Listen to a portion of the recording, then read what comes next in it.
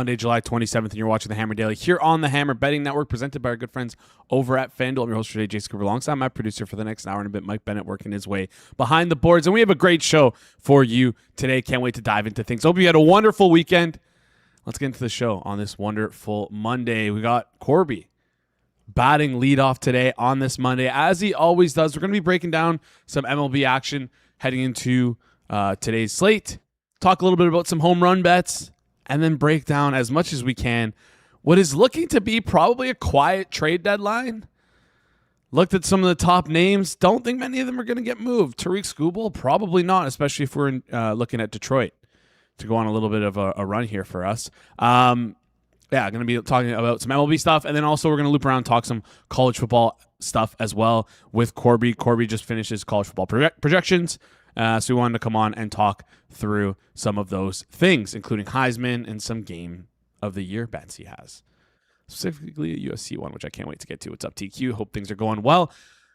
After that, we got Peanut Bettor coming on. More college football talk. We asked, we listened. You asked for more college football stuff. We listened. That's what I'm trying to say. So we got some more college football stuff here, and we're going to talk about all that with Peanut Bettor as well. Just, head coaching changes, who's on the hot seat, again, Heisman stuff, playoff stuff. Can't wait to get into all of it here. All right, let's get into today's show. What a weird weekend it's been in terms of the NFL. A lot of people making headlines for the wrong reasons, including Tony Romo, as you can see now with the wide shot. No more Tony Romo jersey. We now swap for Dikembe Mutombo. But that wasn't the only stuff that's been happening in the news. We had I think an offensive line coach fired for the tight end coach fired for the Commanders before their offseason, or before the training camp even started for them. Eric Bieniemy, thoughts and prayers with his wife. A horrible incident there. I think the biggest one, though, is Kyle Shanahan in a car accident. We'll talk a lot about that on Circle Back later today, but wonder how much that's going to affect things. Concussion. Apparently, you have to get 20 stitches, broken ribs. Pretty serious stuff there. But yeah, I think it might affect things if he's not able to be the coach on the sideline for those first couple games. Sounds like he should be fine, but how much is a concussion going to affect him? Who knows? He's already had bad in-game decision making, so maybe it helps him. Who knows? Anyways, let's get into today's show. Before we do that, I want to give a quick shout out to our friends over at FanDuel. The Hammer Daily is brought to you by FanDuel. Baseball fans, the MLB season is in full swing, and FanDuel is giving you a chance to call your shot with daily dingers. Join the action is easy. Just make your free pick on who's hitting a home run in their game, and if you're right, you'll get a profit boost to use on your next bet for a chance at extra winnings. It's just another reason why FanDuel is the home for home runs. There's a couple guys who can hit a home run today. Just, you don't need to tell me who. You don't need me to tell you who to bet on for today. It's pretty simple. Look for the player who's most likely to hit a home run.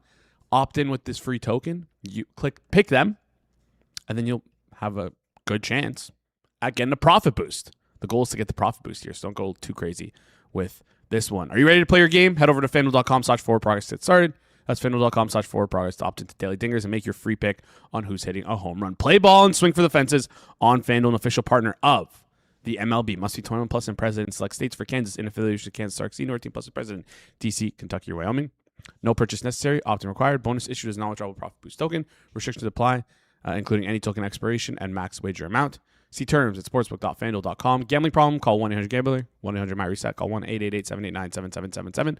Or visit ccpg.org/chat in Connecticut. Visit mdgamblinghelp.org in Maryland. Hope is here. Visit gamblinghelp.ma.org or call 1-800-327-5050 in Massachusetts. Call 1-877-8-HOPE-NY or text HOPE-NY in New York. Call 1-877-770-7867 in Louisiana. All right, let's get into today's show. Our first guest, you know him, you love him. Massive Dodgers fan. Part of Bettor Odds at Corbie BO on Twitter. Corbie, how's it going? Boys, yeah, I haven't worn I need to grab my Dodgers jersey. It's been a minute. It's been baseball, man. Baseball's fun. Sports are fun. Your hair's looking good. It's a good Monday here. Thank you. I need to get a haircut though. It's been like 3 months. It's growing a little long. I'll leave it. You think so? All right, I trust you. I'm a fan of the knock, as you can probably tell, Jason. I'm a fan of not cut the hair. It's a wasted $45 a month, and it'll be okay. Okay. I can't imagine you're like I can't imagine you're actively talking to girls anyway, so you'll be fine. You're just hanging out with Rob all day. Your hair looks good versus Rob's. Yeah. Well, I think Rob looks great, and I wish he let me hang out with him more. No, he does. Just like he actively avoids me every time I try and like talk to him in the office. He's like, oh, sorry, I have to do something, and walks away. It's pretty tough. But anyways, appreciate you telling me my hair looks good though. You look great too. Chat's happy that you're here. Corbie is the perfect Monday lid lifter. We love it. Let's dive into today's show. And I think the best way to start things off, I asked you to prepare 3 home run bets for today. You didn't do it. No, we're good.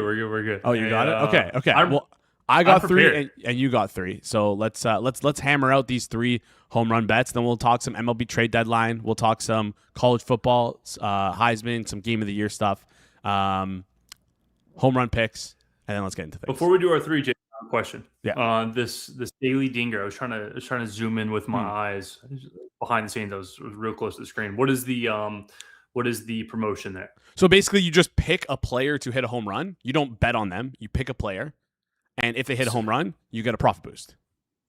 Okay. So cool. It's just a way to get more profit boost tokens. So that's why I always say, don't like. There's no game theory to this. There's no like. If you pick a guy it's just if someone hits it, you get the same profit boost no matter what. Exactly. Okay. Yeah. Okay. So that's what we're aiming for. People on the show are smart enough to know. Just take the easiest. Aaron Judge. I guess Aaron Judge is a bad example right now, but like Shohei Ohtani, like anyone who's just most likely to hit a home run. Cool. All right. I was just making sure there wasn't game theory before we start tossing out some. Oh, you know I would have been all over that if there was game theory, and I would have been bugging you about it, getting you asking you to prep some stuff beforehand. But no, this is just 3 guys hit a dinger today, and let's have some fun with it. Cool. You want to lead the way, or you want me to lead? Also, you start, but it looks like James Wood is the correct answer for the most highest odds. So. Okay, there we go. James Wood. All right. Not going to take James Wood to hit a home run today, though. I'm targeting a pitcher, Zach Thornton, today. I'm going to take my first pick is Drake Baldwin, plus 440, best price in market on FanDuel to hit a home run. We're targeting Zach Thornton, the rookie, 24 years old. Don't really know how good he is. He could be a phenom. I could get screwed on this. Probably not a phenom, but he could be a good pitcher. Might get screwed on this, but 2 of my 3 picks are going to come in the same game. Drake Baldwin, targeting Zach Thornton. There we go.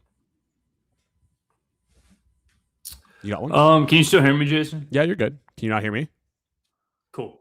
No, you're good. I bought a Mac Mini and I just got a phone call. I didn't know if it threw off the whole situation. You're good. Yeah, Jason, over here. We hit your what is that? Salvador Perez. And so with the Salvi money that Jason provided me, I got a Mac Mini now. I'm looking famous. There we go. Here. There we go. I appreciate it. Back in the day, roast. I just used a laptop, so now we got a new setup. But yeah, I'm gonna target a one game in particular. I'm just gonna stick it. Firing in the same ballpark. I'm gonna go Nathaniel Lowe home run at Cincy. They call it a Great American Small Park for a reason, Jason. I'm gonna take. Looks like I can get a almost 5-1 there at FanDuel. So decent price. Looks like I make it 440, or you can get 420 at FanDuel. So it's close. Shop around, but Nathaniel Lowe 420 FanDuel. Ellie De La Cruz. I feel like Jason. You keep up with the baseball enough that like. I'm getting this call again. I'm gonna have to slap Kenny around if he doesn't stop calling me. But Ellie De La Cruz just seems like he's been like a nobody. And I know that he's put up decent numbers, but I feel like in years past, it's more fun of hearing about Elliott. I feel like every time I watch, he's getting struck out as of late.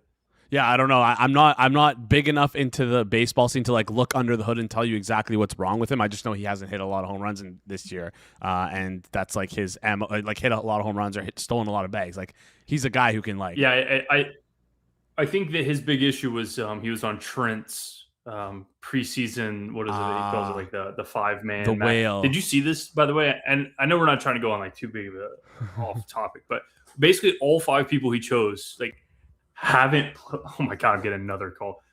Haven't played this year. Like it basically is like every single person do not play per prize pick. So unfortunate for Trent, but yeah, Ellie's been a little boring this year. Yeah, that's a great reminder. We're going to be talking a lot about like futures, player totals, especially when you're betting NFL stuff. Like Probably look more towards the under than the over. Don't be caught with an over or your player gets hurt and then you're complaining about a bad beat. It's like, no, you bet a season long bet. The guy's probably going to get hurt. Like a guy's going to miss a couple games. You can't expect every single guy to play every single game. But anyways, you're going to Great America Small Park. You're taking Nathaniel Lowe 5-1. Next guy I got here is same game as before. Matt Olson targeting Zach Thornton. Again, another guy who can just mash and hit home runs. So yeah, give me Matt Olson plus 350 right now on FanDuel. One of the better prices in market. Definitely one of the best prices if you're in Canada. Yeah, plus 350. Simple stuff.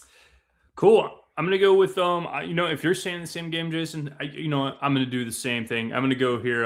Eugenio Suarez, who was a big contract, a whole bunch of fun, and it feels like he hasn't done anything. Home run plus 310.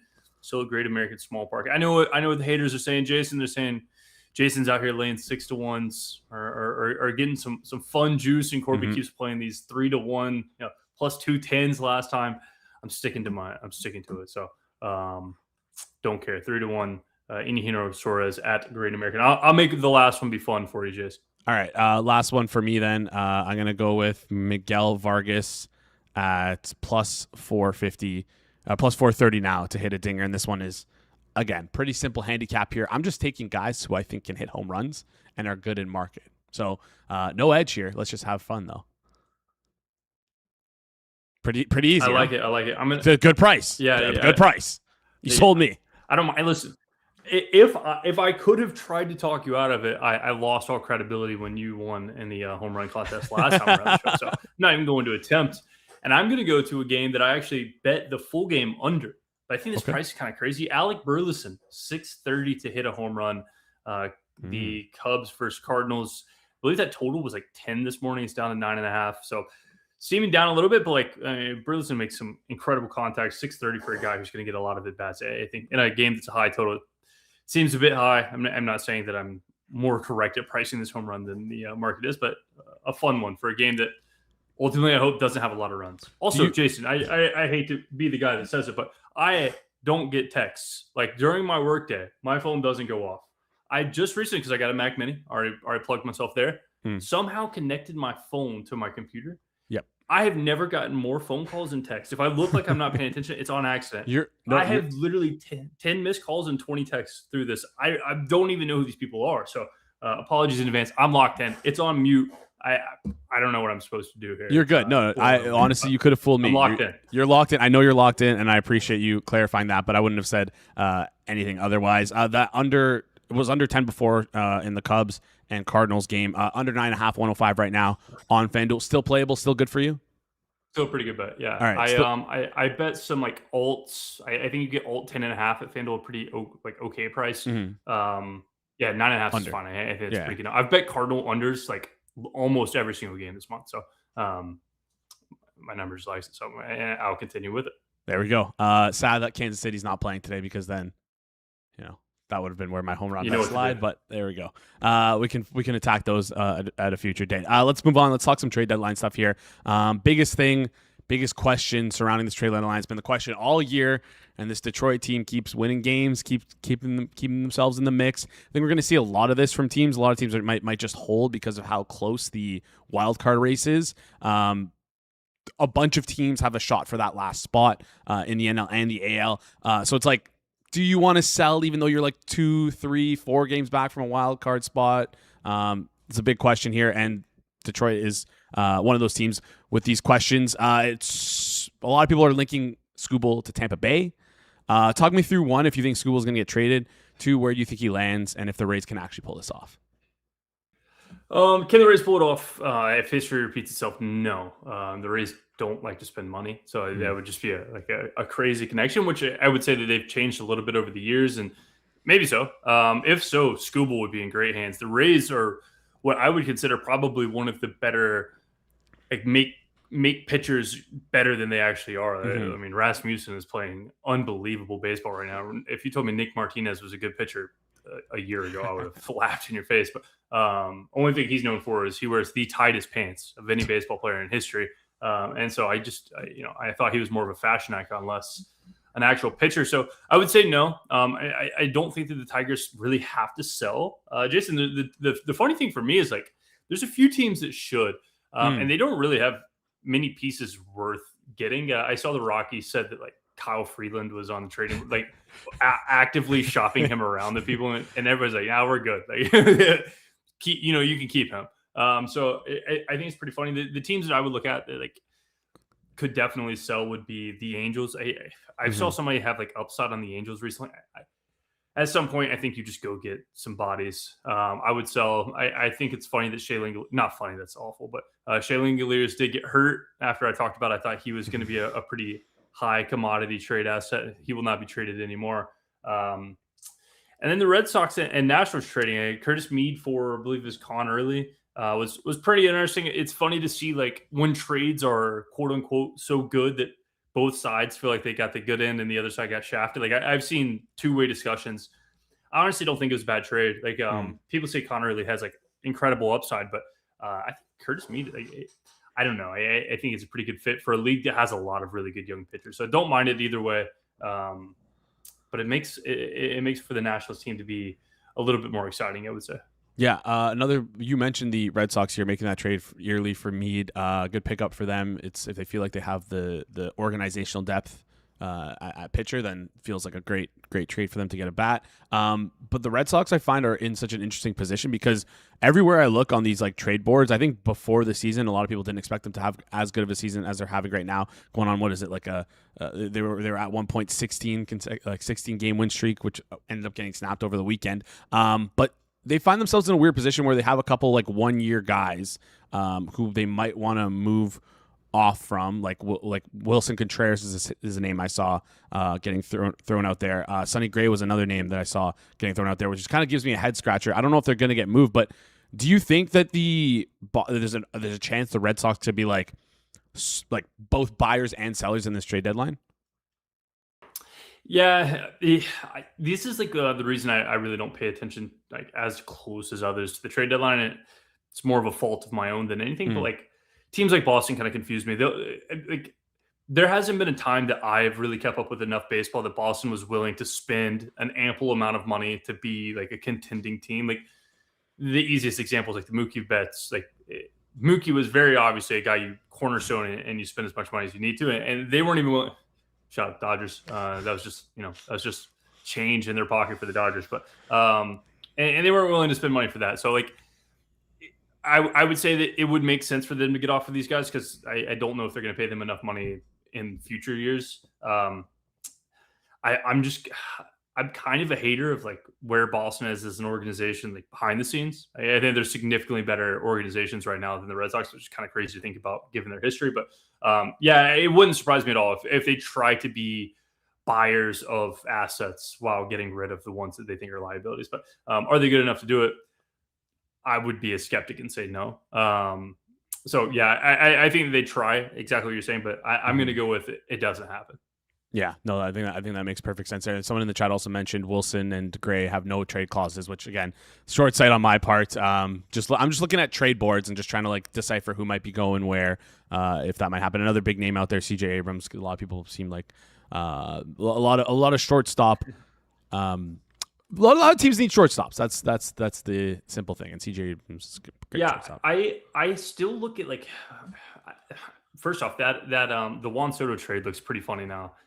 James Wood, CJ Abrams, the Nationals become from a boring team to like one of the most fun teams in baseball off of trading one guy he's looked really good. Don't get me wrong. His numbers are completely fine, but it's cost a lot of teams a lot of money to get there. Yeah. And so you'd argue who won that trade. And I don't think that it would be the team that everybody expected at first, but no, there's a team that I don't think will trade. And I talked about this a month and a half ago. I don't think this team has any reason to trade.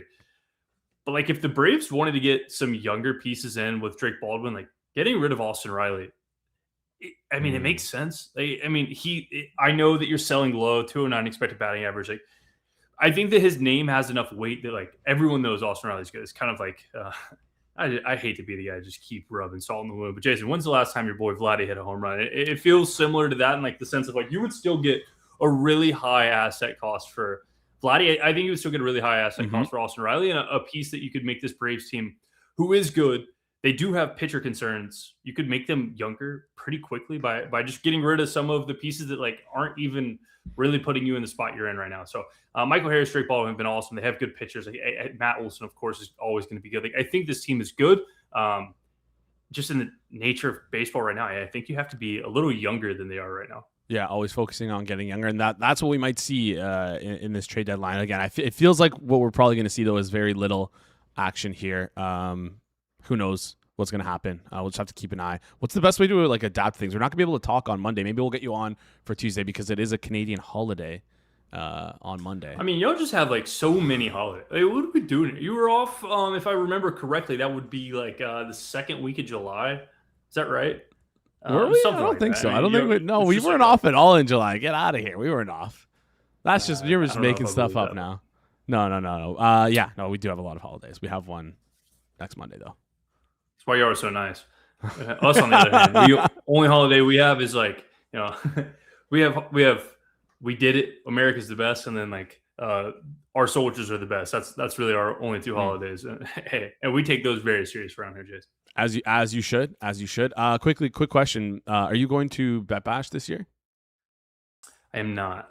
Okay. I'm a married man, Jason. Can't go to Vegas. Last year was my last fun year. I had a good time last year, but no, I am not this year. Shout out to anybody. Are you going? No, not. Couldn't make it work, but that's okay. We'll have you on the Tuesday show. We had a good run when we went. We were 1-0 the one time we went. Met up with you and Jacob. It was a good time. So yeah, it was awesome stuff. I will not be going this year. Yeah, Chad is reminding me that we did have a holiday in July. It's Canada. July 1st is Canada Day. July 1st. I was close. Yeah. You're right. You're right.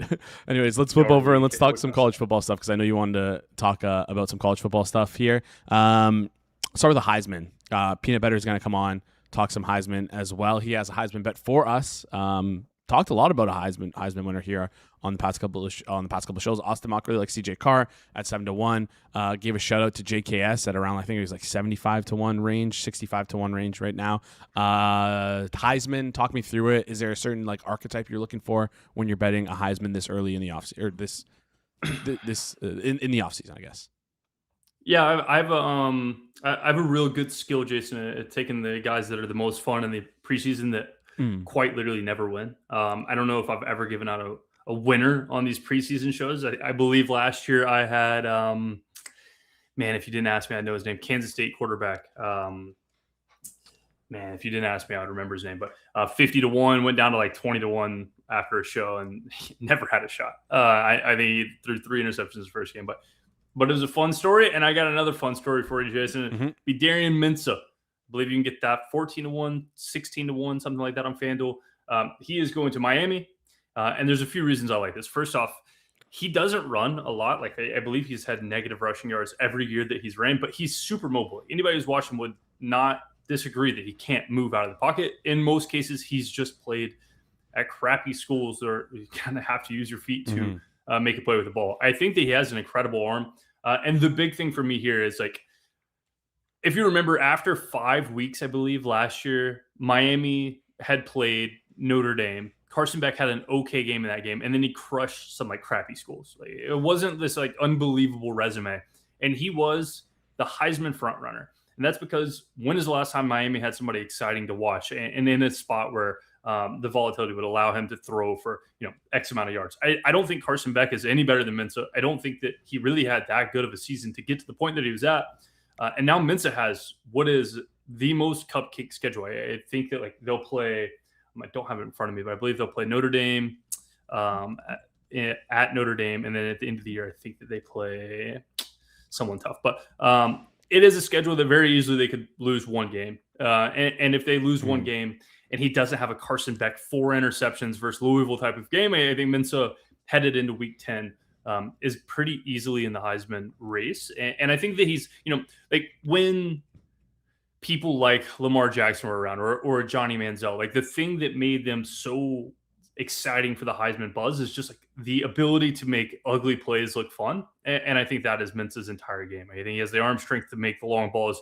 He has the footwork to escape the pocket, even if Some would argue he didn't have to. I don't think that he's an NFL caliber quarterback to like some nth degree, but I do think that he's fun enough at college to be worth the current price.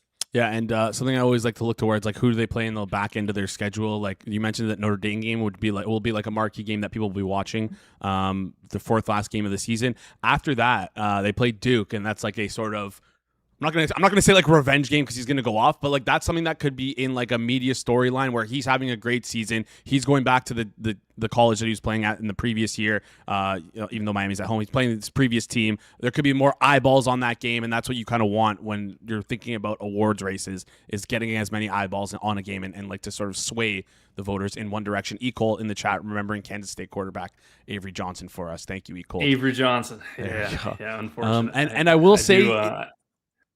Go ahead. Sorry. You go ahead. I was going to say I'm still an Avery Johnson fan. I think he's an exciting quarterback, but they did suck a lot last year. I liked my theory. I thought if he had a good game in Ireland, he would be a good spot. He had an awful game in Ireland, and then it was no longer a good spot. So it was dead within one game. It was fun. Was it him who was like family was like fighting in the streets before the Dublin game? Anyways, and see, Jason. That's a good thing. That's called fire. You got to have it if you want it. You know, if they weren't fighting, I'd be more upset. Yeah, just to piggyback your point, Miami will play Clemson week 5. That's the game I was talking about.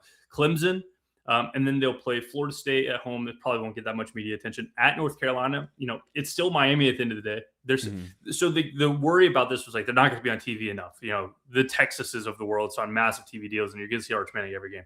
It's still Miami. Like you're still good to see them. If they're playing Florida State, North Carolina, Duke, Notre Dame, Clemson, like you're going to see those games. And I think that there's enough filler games in between that. They can run up the stats. Also, like Miami crushed everyone last year. And I believe Emory Johnson, I'm probably wrong with that name, the backup quarterback for Miami last year. I believe he played in like 2 drives of all of the cupcake games. Like they were letting Carson Beck throw the football still. So I think Mensa's in a pretty good spot to run up his number however he wants to. Yep. Darian Mensa 11-1 right now on FanDuel. And like I was gonna say with the Avery Johnson stuff, you're really good, Corbie, at finding the guys who are gonna be like second or third and not win. But if you make some of these bets, if you can cash these out, that's still like something to consider. You can get some like good fake CLV on it, cash out later on in the year. Could be something to consider. Jason, it's funny you bring that up. I was actually talking about this with a friend the other day.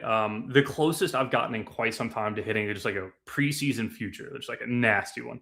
I had Duke national champs last year. They lost at the buzzer to UConn. Unfortunate. I think I got a pretty good like 8.5 to 1.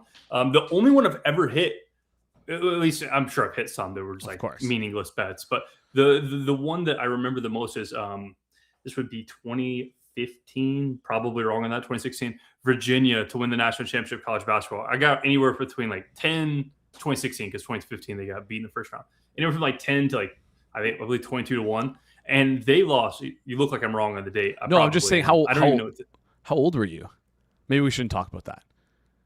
Never mind. Keep going. Yeah, it was like 2016. Okay. Anyways, keep going.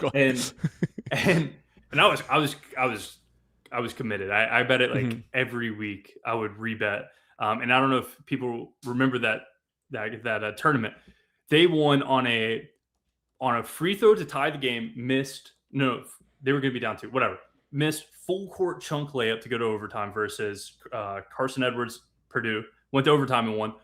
Played Auburn. Got some lucky ass foul 3 shot by Kyle Guy to go to the national championship and then won the national championship. So it was not only was it the only one that I've won in recent memory that is like noteworthy. It also was completely lucky. Like it is the one I should not have won, and so it is. It always holds a near and dear place in my heart. Oh, that's the best feeling, thinking about the ones that you shouldn't have won but ended up winning, and then you remember all the ones that you should have won and didn't. Anyways, last one here. Last thing you wanted to bring up before we head out. You had some game of the year circled. I'll just give me one right now. You're betting beforehand. There's one game in particular that you mentioned. Talk me through it.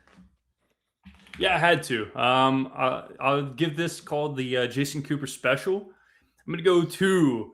This would be week 9 of college football. So if you're going to play this bet at a minus 110, you're going to be waiting quite some time for the outcome. But I do think that you could get a decent spot in price. It's going to be USC plus 7.5 versus Ohio State.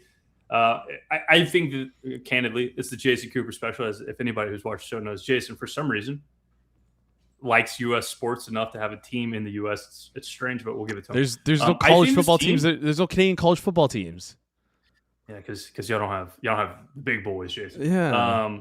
That would be kind of cool if y'all did though. But besides the point, USC I think that has all of the pieces. Like what you would know better than anybody, Jason. Where was their biggest liability last year? Defense. Yeah. And so I think that they brought all of the right pieces to come in and have a decent defense. I don't think they're often. I mean, they obviously lost pieces, but I don't think that it's some like massive turnover that's not possible to solve. I have USC like greatly performing expectation. I see a loss versus Oregon, a loss versus Ohio State, a loss versus Indiana. I believe that game versus Penn State at Penn State, it's pick'em. I would say that's a really like you've got to win that game in a really tough home field advantage. But I think USC has all the pieces. Ohio State's not going to be bad. Don't get me wrong, but like from a price standpoint, USC could make this number 10 if they get blown out by Oregon. They lose to Penn State. Like very easily, this number could become 10. But I don't see any way that Ohio State on their end can. They really only have like one or two tune-up games where if they crush, if Ohio State crushed that, I don't think this line over the course of 6 weeks moves a ton. So I think there's upside for USC on this number. I don't think there's a lot of upside on Ohio State at this number.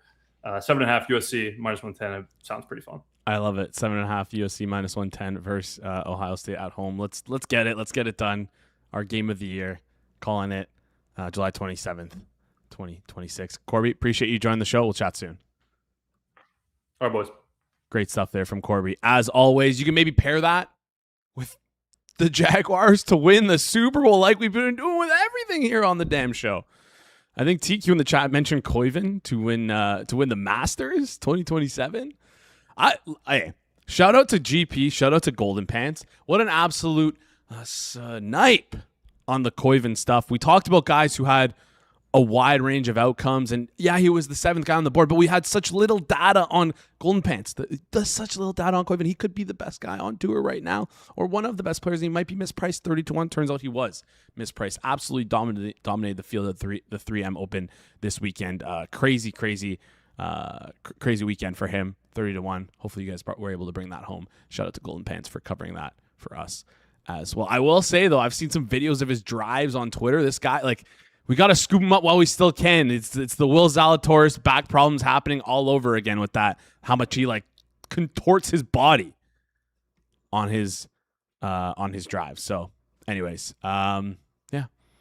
Shout out to Jackson Koiven. I don't remember his first name. Koiven. I just know the things Jackson Koiven. Anyways, first name Koiven or last name Koiven. That's all we care about. 30-1. Let's freaking do it. All right. We're going to bring on our next guest here in just a second to talk a myriad of college football stuff. I want him to pick one group of 6 team that he thinks which one is going to be the one to get that auto bid into the college football playoffs. Also curious, this is like such a hard thing to do, by the way. Like I don't expect anybody to get this, but if you guys in the chat think you like anybody to make the college football playoffs from that group of 6, I want to hear your thoughts on this. It's going to be so hard to predict. It's like incredibly hard to predict. But I think it's one of those fun things where let's throw some names at the wall. Let's see what sticks and let's see what we like. Before we get into Mr. Peanut Butter, before we bring him on today's show, I just want to remind you guys, if you're listening on audio format, do us a favor. Rate and review 5 stars. I know it's a small thing. I know it doesn't seem like a lot, but every time you do that, it goes a long way for us in the algorithm, especially on those platforms. I know we mainly got you guys here on YouTube. When you're on YouTube, I appreciate you guys always in the comment section conversing and having great conversations. But if you ever miss a YouTube video, you're watching on the way home, this is just a reminder if you're listening right now to rate and review 5 stars. Helps us out in those algorithms on Spotify and Apple. We're trying to grow there as much as we're trying to grow here. So appreciate you guys for tuning in. And while you're doing that, if you're watching on YouTube, you're like, hey, I can't really review something if I'm on YouTube. Smash the like button then. Easy as that. TQ with the shutout likes Navy. Could be a good one there. All right. Let's bring on our next guest here. Prediction markets punter. Missed the segment that we talked about a little earlier. I was hoping that we could line up. Hoping we can line up him and Corbie when he heard Corbie give out a USC plus 7.5 versus Ohio State in week 9. But he missed it. Maybe he'll talk about it here in just a second. Mr. Peanut Butter, Peanut, how's it going? Good. How are you, Jason? Good. Just we got some audio issues in the background. I can hear just a sec. We'll get that sorted with you in just a second here. Ecole in the chat saying, F college football. Let's talk some CFL futures. Ecole, how can we talk CFL futures if we've already stacked up and loaded on the Alouettes to win, Davis Alexander to win most outstanding player? What more is there for us to do than to keep stacking Alouettes and keep stacking Davis Alexander? If you have an idea for me, please tell me, because I don't know how else we can talk about it. Also, what did Ecole? You said win by 21 for the Owls. They were close. Very, very close versus the Ticats this last weekend. But the 9.5 comes home. I don't want to say pretty easily, but pretty easily we'll call it. We'll figure this. Oh, whoa. You can't. Hopefully, you guys can't hear that. But Peanut Butter in the background, it sounds like he's making popcorn. We'll get this stuff sorted in just a second. It's a lot of crackling. It's all right. It's all good. We'll figure it out. Ecole saying, who tailed Alouettes? Good to -7. By the way, is that for this week? Ecole, is that for this week? Montreal versus Red Blacks -6.5 right now. You can get on FanDuel. Montreal -6.5, -104. Let's get in early. We tailed the Owls -9.5 last week. We're back on it again this week. 6.5 -104. I'll take that Ecole happily. Pair it with the Jaguars. Jaguars everything. There we go. All right, let's bring him on here. Mr. Peanut Butter, how's it going? First, while I'm off the air, you decide to spread lies. It wasn't an easy cover for this game. I actually had some Hamilton, and they scored. They were up 1 point. Hamilton was up 1 going into the final. Sorry. They covered. It was a miraculous cover. So, yeah, don't give me this. They covered easily. That was Hamilton should have covered that. No, game. You know what? That just sounds like someone who's on the wrong side. We bet teams, not numbers here, and there we go. That's how we go about it. Sorry, I didn't know you were a CFL guy. I just got into it this year. I respect it. What are your thoughts on the Alouettes? Yeah, I mean, that division's so easy that they're probably going to cakewalk into the bye weeks. It's a pretty good future position sitting there. Perfect. Ecole in the chat saying wrong side, Peanut, wrong side. Anyways, let's get into today's show here. Let's talk through some college football. Let's lead with Heisman. Because you specifically said I picked out something for the Heisman that I really like. So before you tell me who you like to win the Heisman, your early Heisman bet, talk me through what you look for in the Heisman contender, someone you're going to bet on at this early before the season even started, 4 weeks out from the start of the season. What are you looking for in particular? Is it schedule? Is it the team surrounding him? Talk me through this. You want to look for opportunities more than you want to look for raw talent. Of course, raw talent has to be there if they're going to win the Heisman. They're not just giving the Heisman out to anybody's, but you have to look for a player who is going to be, if not in contention, they're going to lead their team to a very good season. And more importantly, they're going to lead their team to an expectation, to a performance better than expectation. So if you have, a team that has a chance, you think, to win the conference that it doesn't usually win, that's a good opportunity. Basically, anybody who is competing around the national title teams, you want to look at their quarterbacks.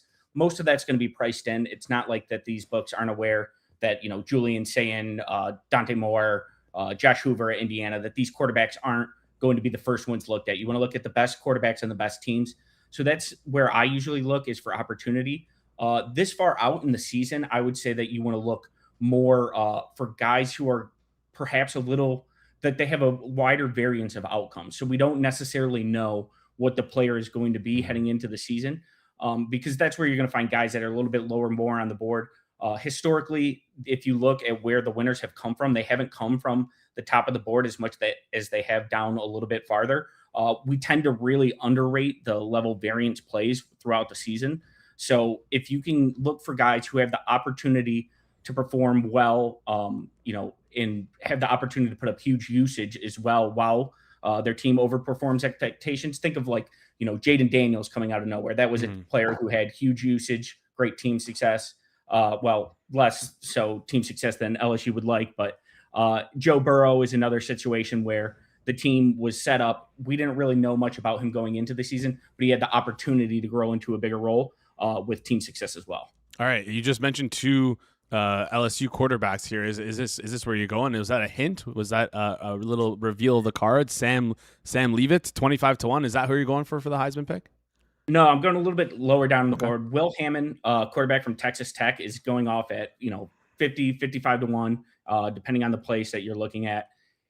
Texas Tech is going to be they're right now about 50% to win the conference according to futures odds. They're also going to run a high tempo offense that allows a lot of plays, puts up a lot of numbers for their quarterback. Prior to the season, Brendan Sorsby was going in a little bit under 20-1. He was about 18-1 when he got ruled out of the season. Will Hammond's coming in to replace him, so the same role.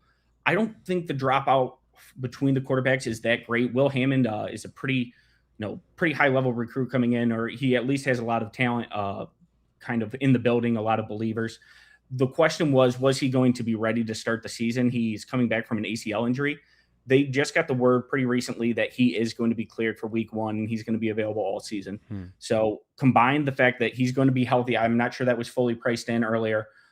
And the fact that he's going to have opportunity to play here with Texas Tech probably going to win 50% to win the conference. And then he's also going to have huge opportunity for numbers in that offense. I think he's kind of the perfect mix of opportunity, kind of some raw talent that you need to win the award. And then, of course, playing for a blue blood program or playing for a bigger program in college football doesn't hurt. Yeah, no, love that look there. Texas Tech quarterback Will Hammond right now 55-1 on FanDuel. Get your tickets in now because, like you said, it sounds like that his status to start the season was up in the air. We didn't know exactly how healthy he was going to be. That might not be fully priced in right now at the 55-1 number. Was it 55-1 before the news as well? It didn't really react to it, or was it like a little bit further out, moved down a little bit, but feel like it hasn't corrected enough? So it has been kind of back and forth going back with Sorsby because of the news. Obviously, there's been some back and forth on whether Sorsby is going to play or not. I'm not sure how much it's dropped. It wasn't much higher than this. It might have dropped some with the news that he's been fully healthy, but I don't think it's dropped. If it hasn't dropped to the extent that I would have expected it to drop at least. Yeah, fair enough here. I forgot about the Sorsby of it all and the crazy situation that's been happening there. It hasn't even crossed my mind. I just sort of like threw Sorsby out of my brain because I'm like, you're not relevant this year. You don't really matter to us. Yeah, I had some Sorsby when he got ruled out. I took some Hammond, then he got ruled back in, and I thought I was cooked on both bets. So it's been a real roller coaster for myself. All good. Quickly, before we move on here, TQ in the chat asking any chance at Jeremiah Smith to win the Heisman. 13-1 right now. If I offered you quarterback to win the Heisman, no. At 13-1, would you take that as well or no? I would take quarterback to win Heisman, no, at 13-1. I want to take Jeremiah Smith. It's just, I do believe it's more set up this year for Jeremiah Smith than previous because Carnell Tate was on the other side last year. He took a lot of the targets. He's going to be more the lone guy in Ohio State's offense, but Ohio State runs a pretty slow style compared to most teams. They're going to have a lot of mouths to feed, even if it's not like last year where they have I'm not sure where Tate went in the draft, but I believe it's top 15 guy on the other side. They're still got a lot of guys in Ohio State, Bo Jackson, name the 5-star that's coming in. So I wouldn't really bet Smith. He's not going to have the opportunity. Smith is one of those plays where the talent and ability is there, but the opportunity is really what you're kind of looking for more even than talent when you're trying to find these Heisman favorites. Yeah, no, it makes perfect sense. That 13-1 definitely feels inflated on Jeremiah Smith. Just a fun thing to talk about. Austin came on the show last week. I gave him the 13-1 price again, just hypothetically. And he's like, yeah, I'm not taking the no on that. I still want the yes there because he still thinks it's no chance for that. Colt asking about JKS, 83-1. I believe he's 65-1 right now on FanDuel. I feel like that's like a trendy dark horse favorite Heisman because I was watching somebody posted a clip of him on Twitter doing the Tua where they flip him and they made him look right-handed and he looks a lot like, I'm not saying he's Patrick Mahomes, but I think he looks more similar to Patrick Mahomes than oh my gosh, what's his name? Raiola. There we go. Sorry, it looks more like Patrick Mahomes when he plays than Raiola. There's certainly a chance JKS is the most talented quarterback in college football. I'm not saying he is for sure, but that's certainly a possibility. He's going to play in an air raid offense where he's kind of slinging the ball around the yard. there has been a trend lately that there's been a little less team success, or it doesn't have to be as traditional as it once did. We saw Travis Hunter win it. Their team wasn't particularly Yes. national title contender. Ashton Genty played in the Mountain West and won it. I thought that would have been crazy just a few years ago. So we are starting to see guys, just reward the best player more than they have in the past. But I'm not sure if we're quite there yet. And JKS is great. I did take some 80-1, but I didn't bet it a ton. I don't know. I think it's probably good at 80-1, maybe not at 65-1. It's around that range. It's tough to. He has such a weird case for it that it's really tough to project that one out. But he is so talented that I'm not sure a flyer is a bad thing. It could be a situation where, maybe you're able to watch within the year and see if Cal has a little bit more success, bet on it.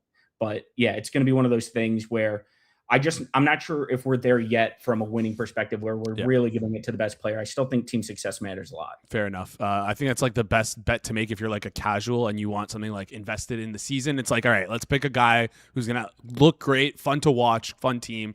Might not win, but if you're looking for a way to cheer and have some fun during the college football season, I think JKS feature is the best way to go about things. Let's move over and talk some head coaching change.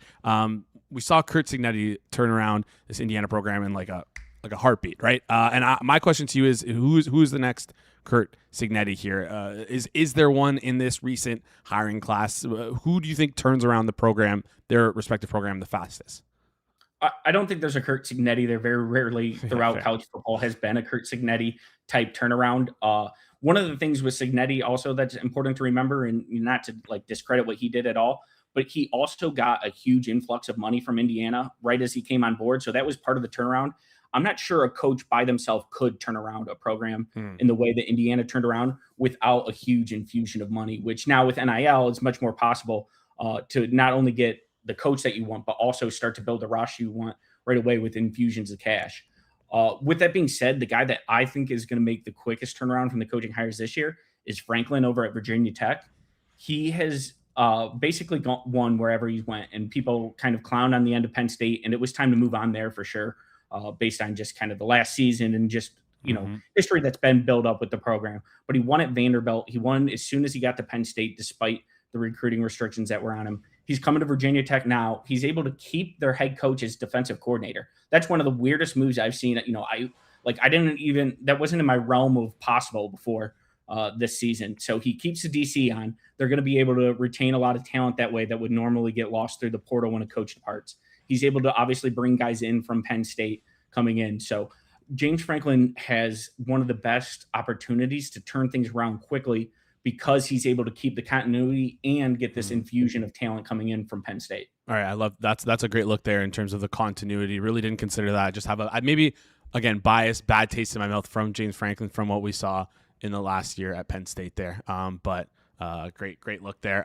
So James Franklin as the guy to maybe not be the next. I'm not asking the next Curt Cignetti, just a guy who can turn around a program a little bit faster than people are expecting or giving him credit for. Next one is sort of a fun one to keep an eye on. Almost a perfect transition from James Franklin, who was on the hot seat last year, got fired. Which coaches are you looking at right now who are on the hot seat entering the year, who maybe you want to avoid in futures markets because they might be a disaster?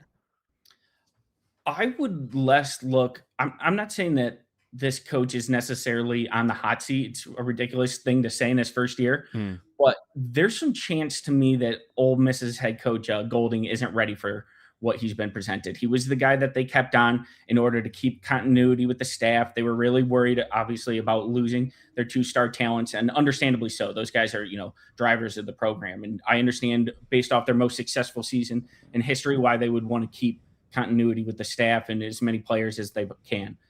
I'm not sure he's built to be a head coach. There's a lot of guys who are great coordinators, and you look at them once they get into the head coach role, they don't really live up to it. We're talking like Will Muschamp is one of those guys who is clearly a great defensive coordinator, just doesn't have the temperament to be a head coach. The way he was hired at Ole Miss doesn't make me feel optimistic that they necessarily evaluated him as a head coach as much as they needed to get somebody in there as quick as possible in the Roden program. So he's not on a hot seat coming in, but he is someone that there is a chance we'll see a lot of distress early on in the season. And I'm not sure that he's someone who I would, keep as a main guy to kind of handle that stress. Yeah, no, that's a great point there. Just turning things around, getting a guy in as quickly as possible with the whole Lane Kiffin fiasco. Any final thoughts before you head out here? We're gonna have you on. I know I sent you a ton more questions, but we're gonna get to those a little bit later. Any final thoughts before you head out here? Actually, you know what? One more question. Ecolt, Mess the Maker, 78-1. Any interest in that? No, not particularly. I'm not as high on them overall this season. I understand why Maker coming into the larger conference. He's going to get opportunities. So it does kind of fit that bill. I'm just not sure the team success is there this season in order to break that off. I understand kind of the talent and the opportunity, but I don't think he's as talented as JKS is. And I don't think that he has the opportunity that other guys more at the top of the boards have. All right. Sounds good. Peanut, appreciate you joining the show. We'll chat soon. See ya. Great stuff there from Peanut. As always, we sent him a ton of questions. Didn't get around to all of them, but we'll have them on later. We'll answer them as this offseason progresses and as we get closer to the season. All right. That's it. That wraps up today's show. Appreciate you guys tuning in. Shout out to everyone in the chat there. Chack Attack, Ecolt, Connor, TQ. Appreciate you guys tuning in, asking those questions. Hopefully you got some good information from the show. Before we head out, smash the like button. It goes a long way here on the channel. If you're new to the channel as well, hit that subscribe button. And if you're watching this after the fact, comment down below any opinions you have on the Heisman or college football landscape. If there's a win total out there that you're looking at, let us know in the comment section down below. Make sure you stick around. You'll be redirected towards Circles Off. We got Circle Back happening today. Talking through a bunch of stuff, including the new Insta doc, the Netflix prediction games documentary about betting and prediction markets. One of the mainstays of, or one of the highlights of that was watching our good friend Isaac on the documentary. Told me he went golfing for it, but they didn't include that in the documentary, which is a little annoying. I wanted to see his short game, but it is what it is. Anyways, appreciate you guys tuning in. Shout out to our good friend Peanut Bettor. Shout out to our good friend Corbie. Shout out to Mike for keeping everything smooth behind the board. Shout out to you guys in the chat for keeping the conversation going. That's it. That wraps up today's show. This has been the Monday, July 27th edition of the Hammer Daily here on the Hammer Betting Network, presented by our good friends over at FanDuel. We'll see you guys right here tomorrow.